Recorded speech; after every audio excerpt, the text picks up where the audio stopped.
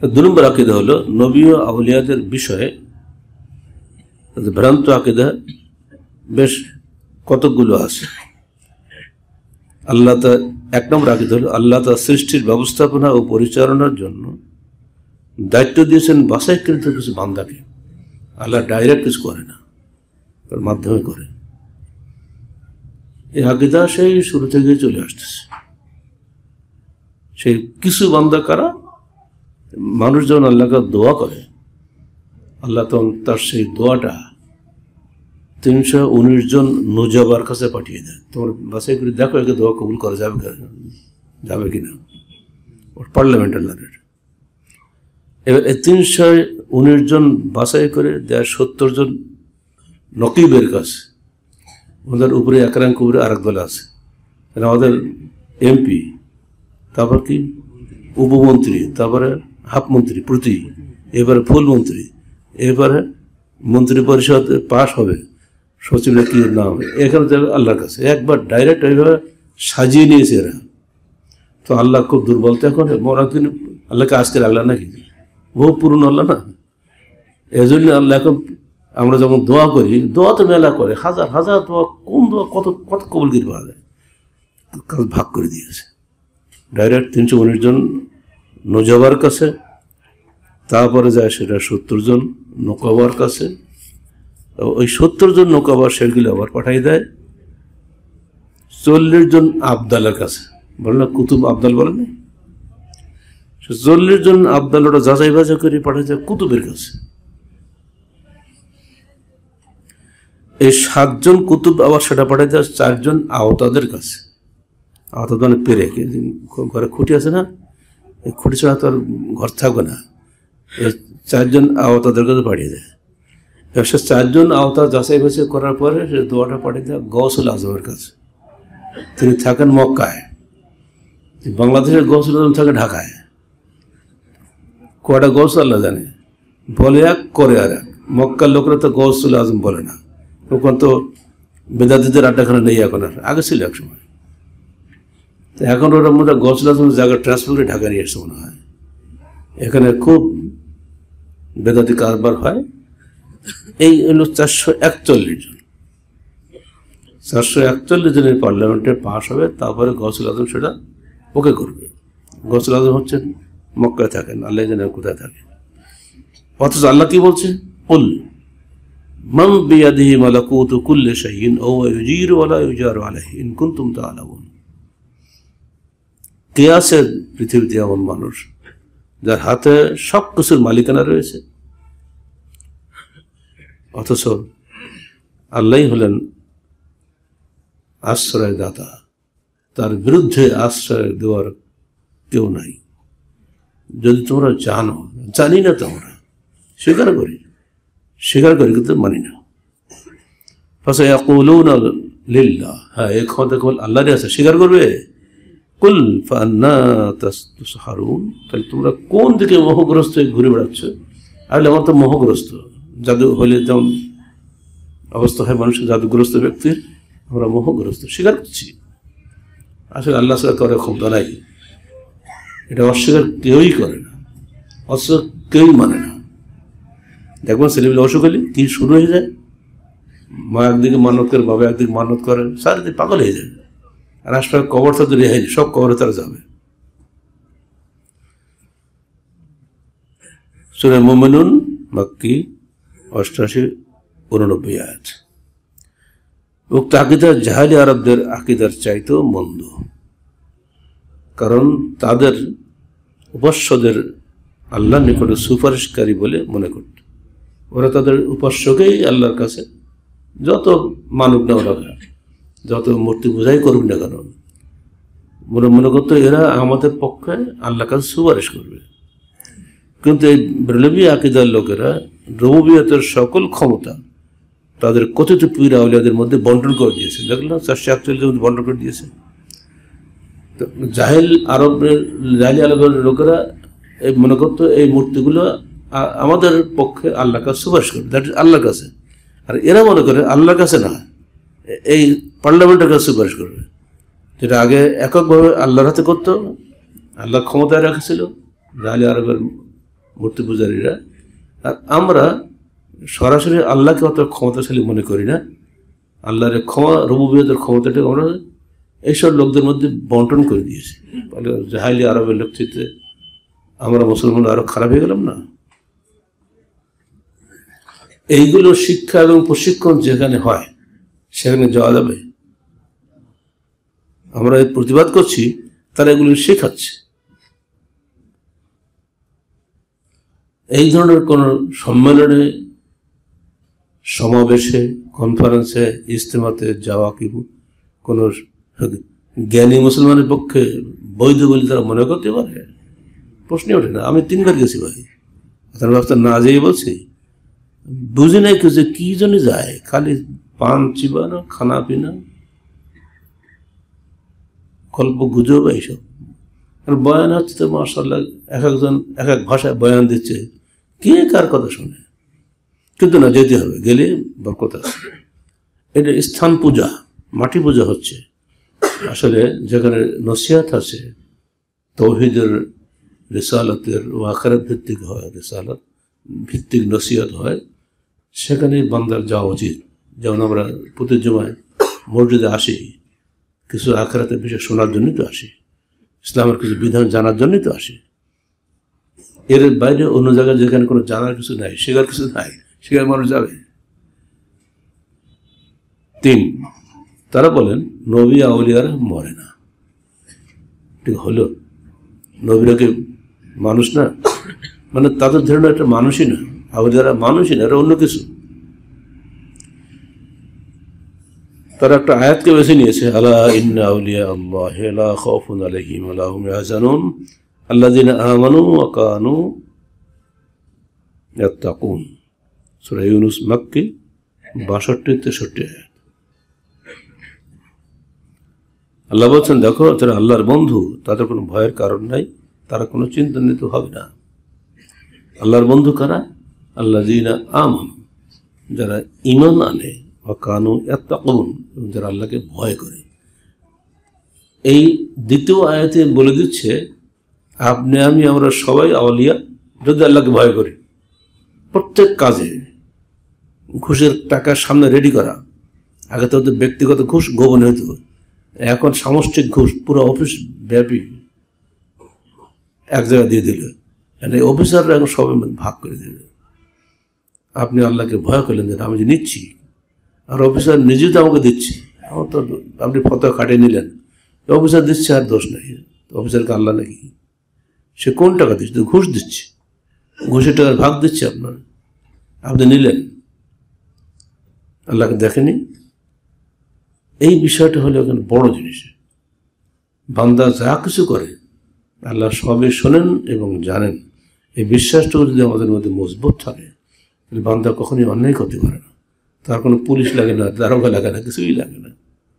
হাদিসের বহু সুপরিচিত ঘটনা আছে না, একটা মহিলা জেনা করেছিল, ইমরাতে গামিদিয়া। সে এসে বললো, হে আল্লাহ রাসূল, আমাকে শাস্তি দিন। কেন? আমি শাস্তির যোগ্য অপরাধ করেছি। আল্লাহ রাসূল মুখ ফিরিয়ে নেননি, বারবার 3 বার 4 বার মুখ ফিরিয়ে নিয়েছে। কি পাগল নাকি? যায় না কেন? না, শেষ করে বলতে উনি বাধ্য হলেন, বাচ্চা হোক তারপরে এসো। চলে আসছে, বাচ্চা নিয়ে এসছে।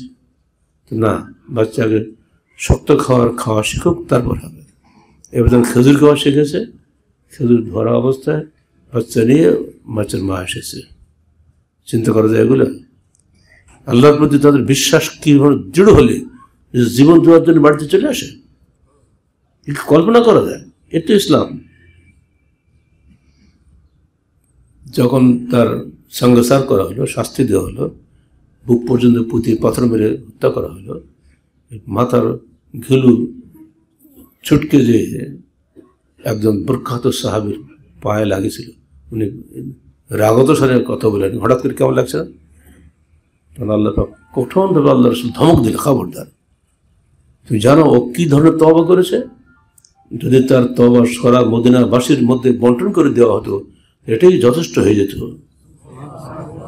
যে তওবা এই মহিলা করেছে, কোথায় সে কবে কি করেছে, কোনো সাক্ষী নেই, কিছুই নেই, নিজের স্বীকার করছে।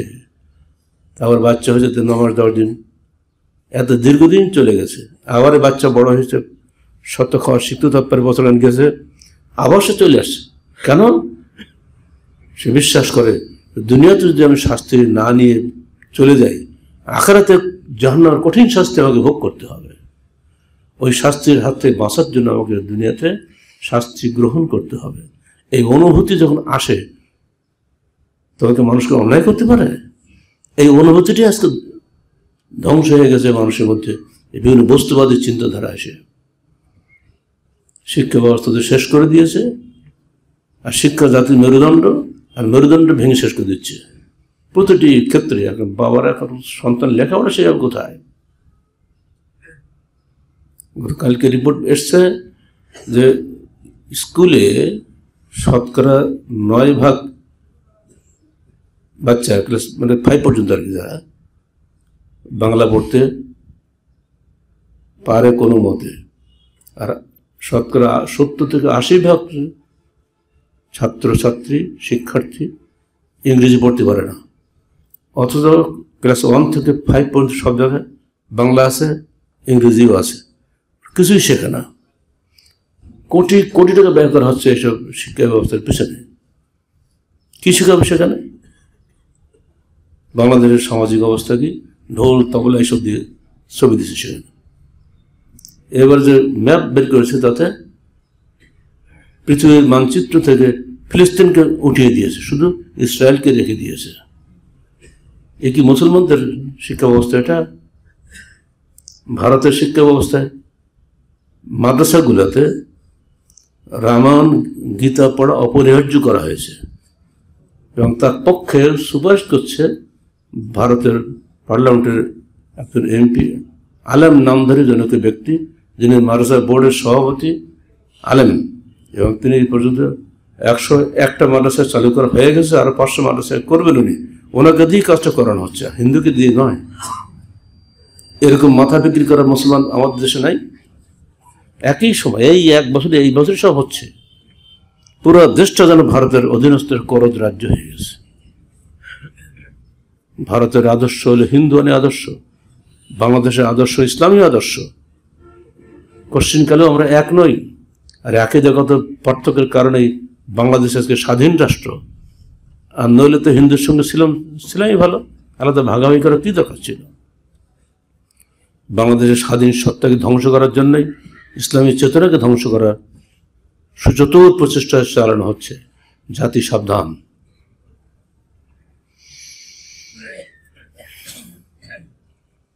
নবী আউলিয়ারা মরেন না, বললাম তো। যত আপনি দেখবেন মাজার উপরে বড় কি লেখা আছে, আমি কয়েকটা মাজার দেখেছি, এই আয়াতটাই বাসে করে লেখে ওরা। 62 আয়াত, ইউনূস 62 আয়াত। আলা ইন্না আউলিয়া আল্লাহ লা খাউফুন আলাইহিম ওয়া লা হুম ইয়াহজানুন। আউলিয়াদের কোনো ভয় নেই, তার কোনো চিন্তার কারণ নেই। কিন্তু পরের আয়াতটা লেখে না কোথাও।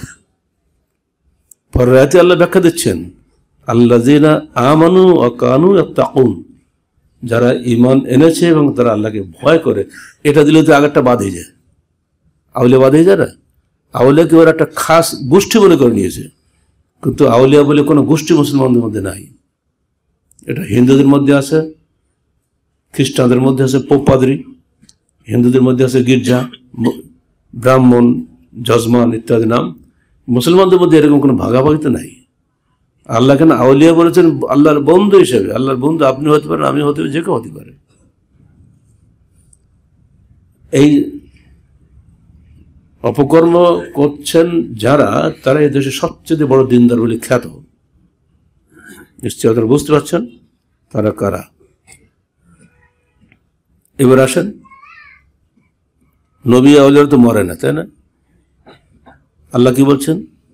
তার রসুলকে বলছেন, ইন্নাকা মাইয়িতুন ওয়া ইন্নাহুম লামাইয়িতুন, তুমি মরবে এবং ওরাও মরবে।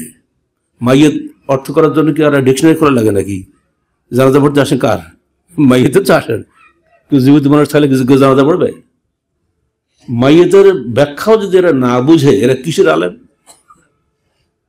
এদের মাদ্রাসায় পড়ালেই যে একেবারে বড় হুজুর হবে এটা মনে করেন না। মাদ্রাসা কি শেখানো হচ্ছে? এজন্য আমাদের লেখা বইটা পড়বেন। মাদ্রাসা শিক্ষার অন্তরে একটা বই আছে না, এটা প্রত্যেক শিক্ষক যারা তিনি যে সাবজেক্টই হন না কেন, এটা পড়া অপরিহার্য তার জন্য। তারিখে বেরিয়েছিল কয়েক সংখ্যা ধরে, বই আকারে বেরিয়েছে, এটা আপনারা পড়বেন দয়া করে। যারা অভিভাবক, শিক্ষার্থী, শিক্ষক, তাদের প্রত্যেকের পড়া উচিত। কি সর্বনাশ তার করে দিচ্ছে।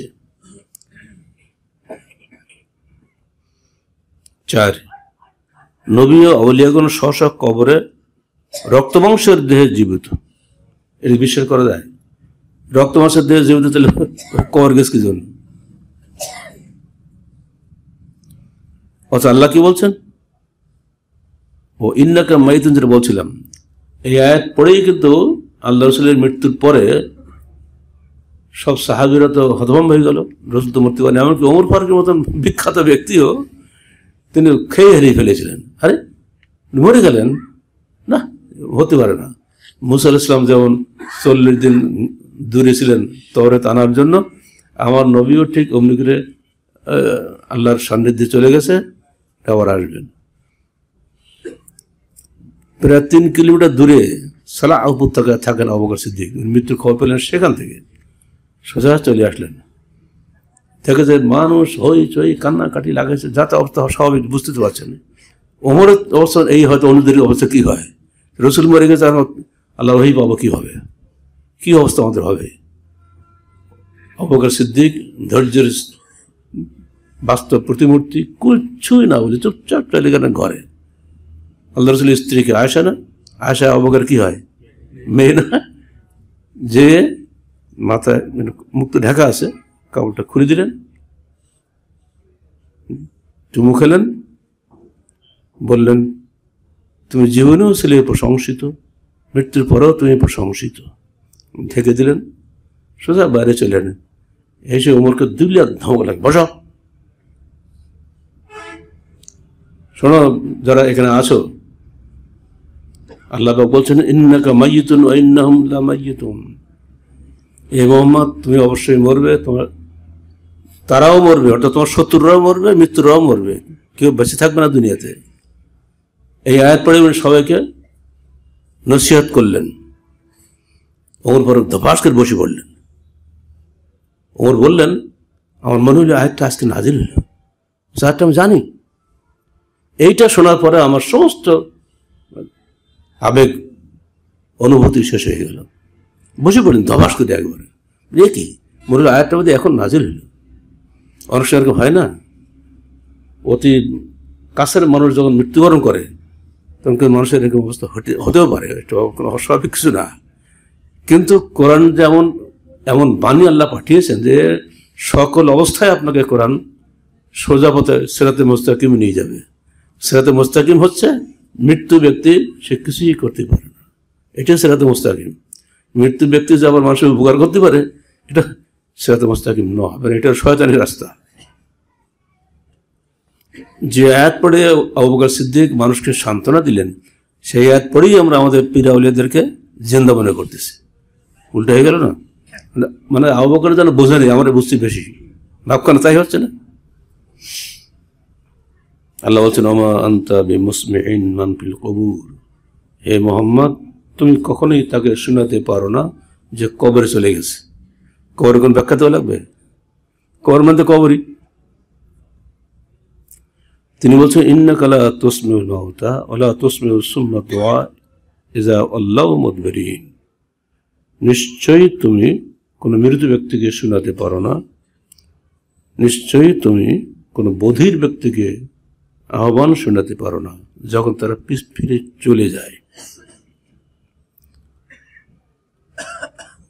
বগুড়া কারাগারে থাকতে একজন কারারক্ষী পুলিশ, সে এই আকিদায় বিশ্বাসী ছিল। আমি তো ডেলি সকালে ওখানে 10 দিতাম।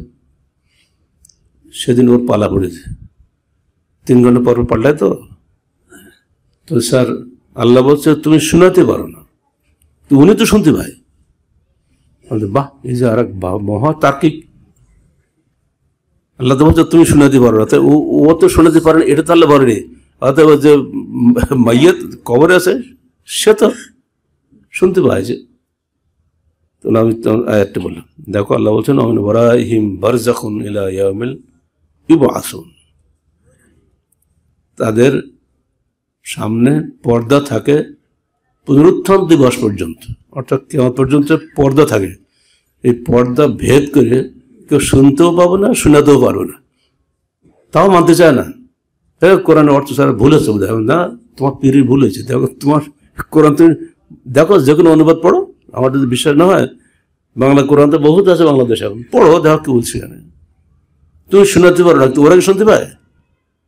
ওরাও শুনতে পারবে না। এই জন্য ওরাহিম বারজাখুন, ওদের সামনে পর্দা থাকবে। পর্দার উপর থেকে তোমাকে শুনবে। যে আপনারা যা লিফটে চলাচলি করেন, বাড়ি থেকে শুনতে পাবে। তো ওটা তো বারজাখ, পর্দা। এগুলো উত্তর দিতে পারে না। গ্লাস দিয়ে বন্ধ করে দিয়েছেন, ওপর দেখতে পাচ্ছি আপনাকে, আমি আপনার দেখতে পাচ্ছি, কিন্তু আমরা যে কি বলছি না বলছি কিছুই কেউ বুঝতে পারছে না। এটা তো স্বাভাবিক কথা। এই বরজাখ হলো পর্দা। এই পর্দা যখন থাকবে, আপনি শোনাতেও পারবেন না, শুনতেও পারবেন না, কথা শেষ। এরপরেও মানুষ মানতে চায় না। সে পুলিশ মাত্র কর্তব্যতে লেখাপড়া, সে আমাকে বলতো উপদেশ দিয়েছে, স্যার আপনার ব্যাখ্যা ভুল হচ্ছে। বুঝতে পারছেন? বিশ্বাস এমন খারাপ জিনিস। সে কিন্তু নিয়মিত 5 ওয়াক্ত সালাত আদায় করে, যে পুলিশ দাঁড়িয়ে সবই আছে। আকিদা এমন শিরকি আকিদা, ও সমস্ত সালাত সব ব্যর্থ হবে না। অতএব বান্দা সাবধান, আকিদা আগে ঠিক করেন, তারপরে যে হুড়াহুড়ি করবেন না। একজন লোকই যথেষ্ট আল্লাহ দিন কায়েম করার জন্য। 1000 লোকের ভোটাভুটি নিয়ে আল্লাহ কাউকে পাশ করাবে না, ফেলও করাবে না। 5 নম্বর আকিদা তাদের, নবী আউলিয়ারা গায়েব জানেন। নাউযুবিল্লাহ, গায়েব জানতো ওর বাচ্চা হবে কি না বলতে পারে, ওর বউয়ের পেটে ছেলে হবে না মেয়ে হবে বলতে পারে, কিন্তু না, ওদের বিশ্বাস হলো নবী আউলিয়ারা গায়েব জানেন। আল্লাহ কি বলছেন? ওয়াইনদাহু মাফাতিহুল গায়ব লা ইয়ালামুহা ইল্লা হুয়া, সূরা আনআম মাক্কি 59 আয়াত। আল্লাহর কাছে গায়েবের চাবিকাঠি, তিনি ব্যতীত তা কেউ জানে না। আল্লাহর এই কথার বিপরীতে আমরা বলছি নবী আউলিয়ারা গায়েব জানেন। তা আপনার কথা মানবো না কোরআনের কথা মানবো? কি আর বলবে দেখে বলেন। তাদের 6 নম্বর আকীদা হলো মুহাম্মদ নূরের নবী ছিলেন, উনি মানুষ না।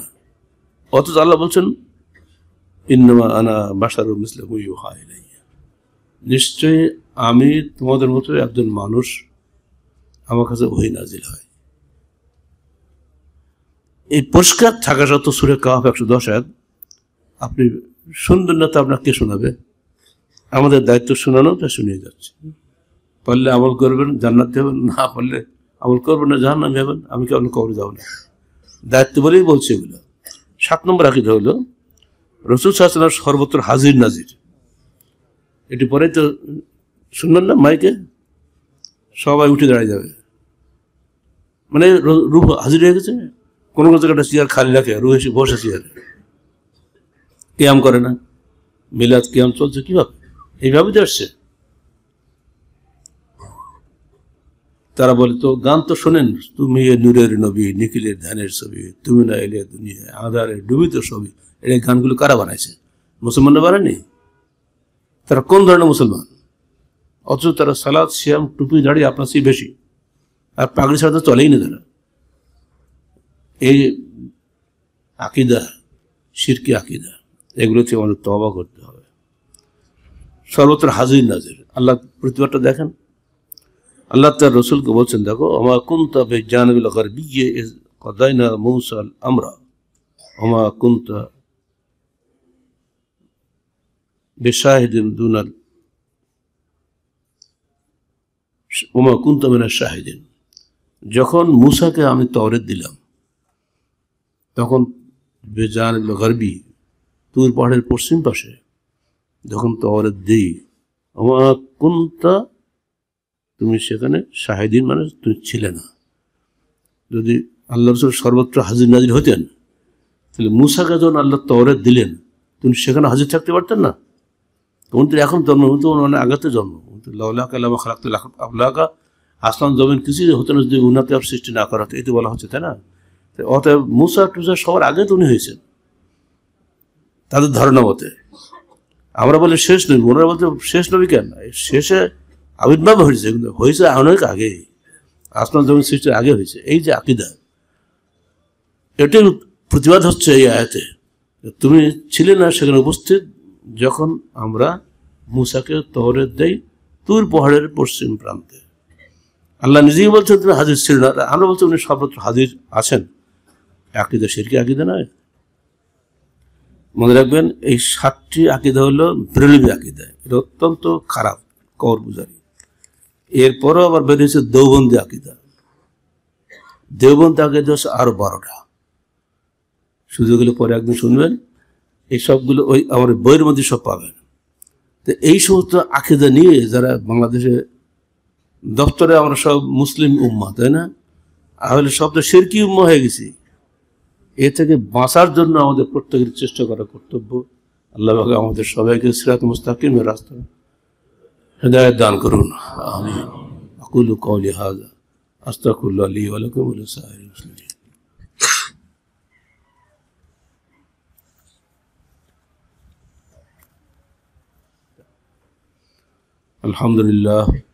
আলহামদুলিল্লাহ নাহমাদুহু ওয়া নাস্তাঈনুহু ওয়া নাস্তাগফিরুহু ওয়া নু'মিনু বিহি ওয়া নাতাওয়াক্কালু আলাইহি ওয়া নাউযু বিল্লাহি মিন শুরুরি আনফুসিনা ওয়া মিন সাইয়্যাতি আ'মালিনা মান ইয়াহদিহিল্লাহু ফালা মুদিল্লা লাহু ওয়া মান ইউদ্লিল ফালা হাদিয়া লাহু ওয়া নাশহাদু আন লা ইলাহা ইল্লাল্লাহু ওয়াহদাহু লা শারীকা লাহু ওয়া নাশহাদু আন্না মুহাম্মাদান আবদুহু ওয়া রাসূলুহু ইন্নাল্লাহা ওয়া মালায়েকাতাহু ইউসাল্লুনা আলান নবী يا أيها الذين آمنوا صلوا عليه وسلموا تسليما اللهم صل على محمد وعلى آل محمد كما صليت على إبراهيم وعلى آل إبراهيم إنك حميد مجيد اللهم بارك على محمد وعلى آل محمد كما باركت على إبراهيم وعلى آل إبراهيم إنك حميد مجيد। আমাদের তাবলীগ ইজতেমা কবে? 22-23 না, ফেব্রুয়ারি মাসের। আজকে ফেব্রুয়ারির 2 তারিখ। আলহামদুলিল্লাহ আপনাদের ডেটটা মনে আছে, খুশি হলাম। এখানে কি এইসব গল্প হবে? আল্লাহ রসুল মরেনি এসে বলবো নাকি? আমরা বাছাই করে কাজ করবেন। যদি মনে লাগে এখানে কিছু সহি কথা শোনা যাবে তাহলে যাবেন, কার প্রতি আমাদের কারো চাপ নেই। এই ইজতেমা করার জন্য আসমান থেকে টাকা নাজিল হয়? ওষুধ গেলে নাজিল হয়, বালিশ তলায় টাকা থাকে, টাকা দিতে হবে। বিশাল প্যান্ডেল হচ্ছে নতুন জায়গায়, এবার দেখছেন তো সবাই, না? এই মাথাতে ও মাথা গেলে আমার নাতি ঘাট টেরই পেলাম না। ওই মাথা তো ওই মাথা হাঁটি গেছে, যাওয়াতে খুঁজেই পায় না, ছোট্ট একটুখানি দেখা যাচ্ছে। এই বিশাল ময়দান প্যান্ডেল আয়োজিত করতে এটা দেখতে ভয় পেয়ে গেছে, হবে কি করে? আল্লাহ জানে কিভাবে তিনি করবেন, তারপরে আমাদের পুরো ভরসা। আপনারা সহযোগিতা করবেন, পূর্ণ নেকি পাবেন, আমরা সেই দোয়া করতে পারি। ইন্নাল্লাহা ওয়া মালায়েকাতুহু ইউসাল্লুনা আলান নবী ইয়া আইয়ুহাল্লাযীনা আমানু সাল্লু আলাইহি ওয়া সাল্লিমু তাসলিমা আল্লাহুম্মা সাল্লি আলা মুহাম্মাদ ওয়া আলা আলি মুহাম্মাদ কামা সাল্লাইতা আলা ইব্রাহিম ওয়া আলা আলি ইব্রাহিম ইন্নাকা হামিদুম মাজিদ اللهم بارك على محمد وعلى آل محمد كما باركت على إبراهيم وعلى آل إبراهيم إنك حميد مجيد اللهم انصر من نصر دين محمد صلى الله عليه وسلم وجعلنا منهم واخذل من خذل دين محمد صلى الله عليه وسلم ولا تجعلنا منهم عباد الله رحمكم الله إن الله يأمركم بالعدل والإحسان وإيتاء ذي القربى